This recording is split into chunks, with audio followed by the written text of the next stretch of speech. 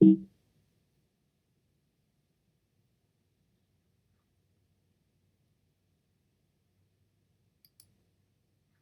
my name is Kevin Fry, and I will be presenting tablet computer use in grades K through 12. Before moving on, let's define the makeup of a tablet computer. Tablet computer works in the same fashion as a laptop or personal computer with a few minor differences. The tablet will have some type of memory, and this will vary in size and type from device to device. To give you an idea of the size of memory, put it in perspective, a gigabyte can hold approximately 3,000 eBooks. And that'll be without animations or anything else fancy, but just normal text. And we'll talk about eBooks in a second.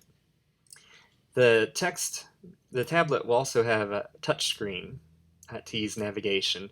This helps with the usability and portability of the tablet.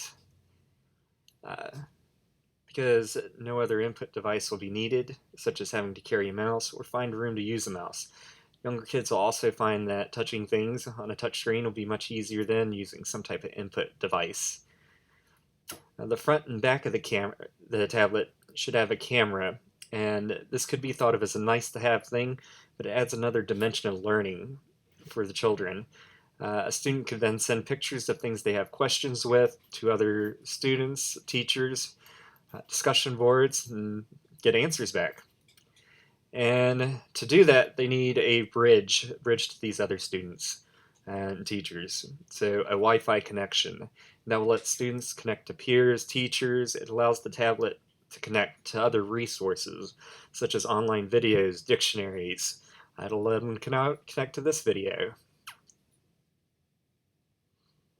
Now, one reason to implement tablet computers in schools is because you can read ebooks on them. So let's define what an ebook is going to be. An ebook will be a self-contained text whose basic structure mimics that of a traditional book and is viewed on an electronic display. To properly use an ebook, the user must have the electronic file of the book, software for reading that file, also hardware to run that software, and a way to store all the software and electronic ebook. So what makes an ebook better than your run-of-the-mill standard book, especially after you have to have all these additional things? There are additional elements or enhancements that ebooks can have over traditional text, such as text-to-speech, which would allow for passages or entire books to be read to the student.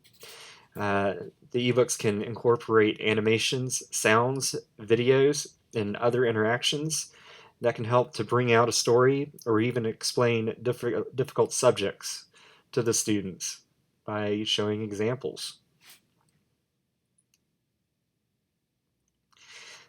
Some of the advantages of tablet computers, what they bring to the table is that they enable group work or collaboration between students. The same project or document can be worked on simultaneously by multiple users. Tablet computers can be used beyond the typical classroom setting, and this allows for distance learning. This also enables a learn anywhere type of method or mentality for the student. Other advantages that tablets have is they can be adaptive. For instance, if a user found it difficult to read text, they could enlarge the text or activate magnification found on the device. Applications can be adjusted to the needs of the student instead of having to be tailored print worksheets for a group. This also can allow for easier tracking for both teachers and parents on progress for the student. Research has shown that the greatest thing that tablets could promise is that it could act as a scaffold for students. Scaffold is defined as a support that enables a child or novice to solve a problem, carry out a task, or achieve a goal which would be beyond his or her unassisted efforts. Normally, peers, teachers, or parents would act as these scaffolds, but resources of a tablet computer could particularly replace these, making the student more independent in their learning.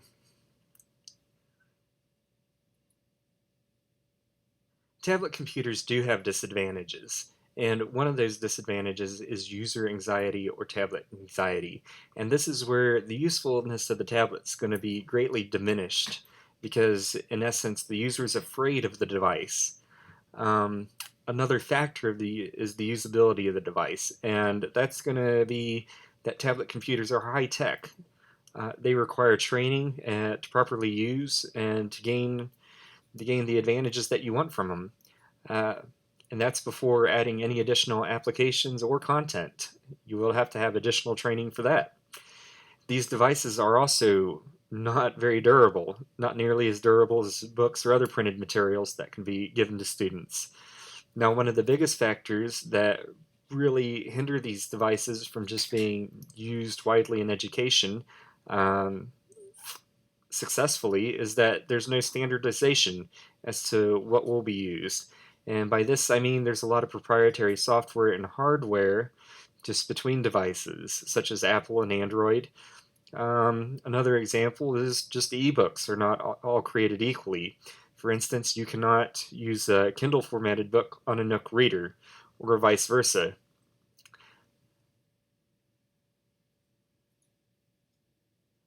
Now, what will help to overcome some of those disadvantages of the tablet computers is policies uh, being in place to help these devices succeed, help children succeed using them.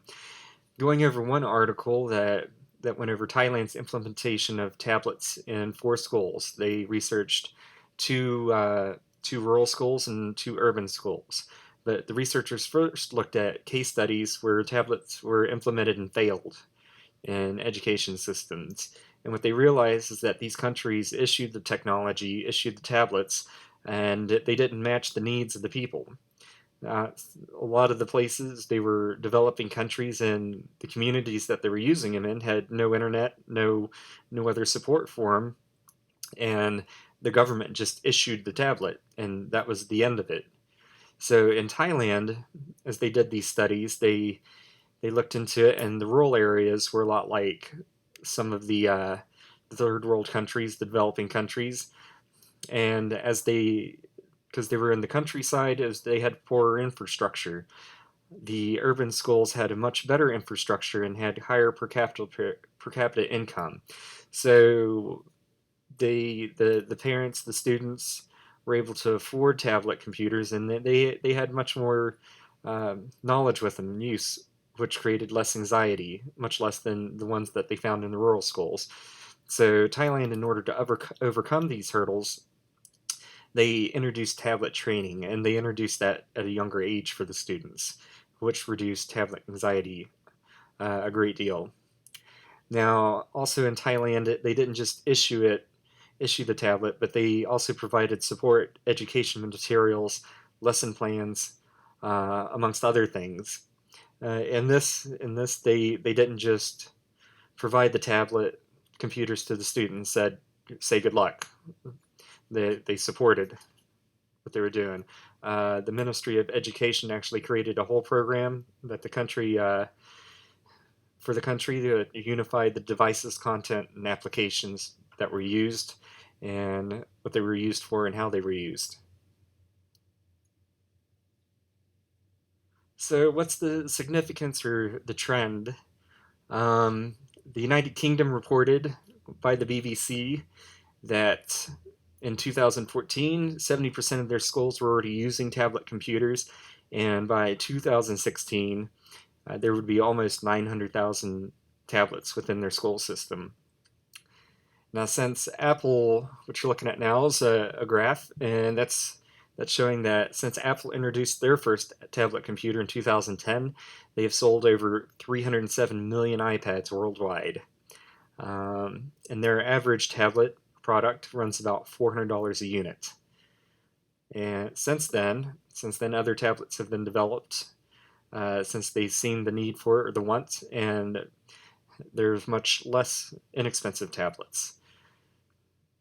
Now, a part of the reason that these devices continue to work their way into the school system, into homes and whatnot, is because applications are always being developed. Uh, and these applications can help with the average student to do homework, or even a student with disabilities to be able to keep up with their peers, or be able to provide other functions that just make them fit in, feel less isolated. As a 2015 there were 1.6 million applications on the Android stores for download and 1.5 million in the App Store, Apple's App Store.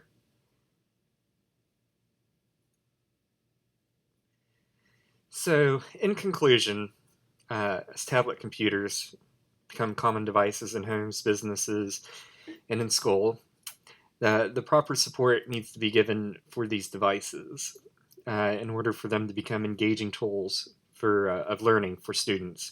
If not, they're just as likely to distract students rather than help. And then standardization.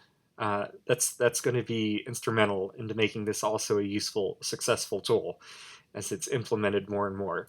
If not, every school or every different education system, state will be developing their own content, and it'll become proprietary, and nobody will be able to share and grow, providing a useful product.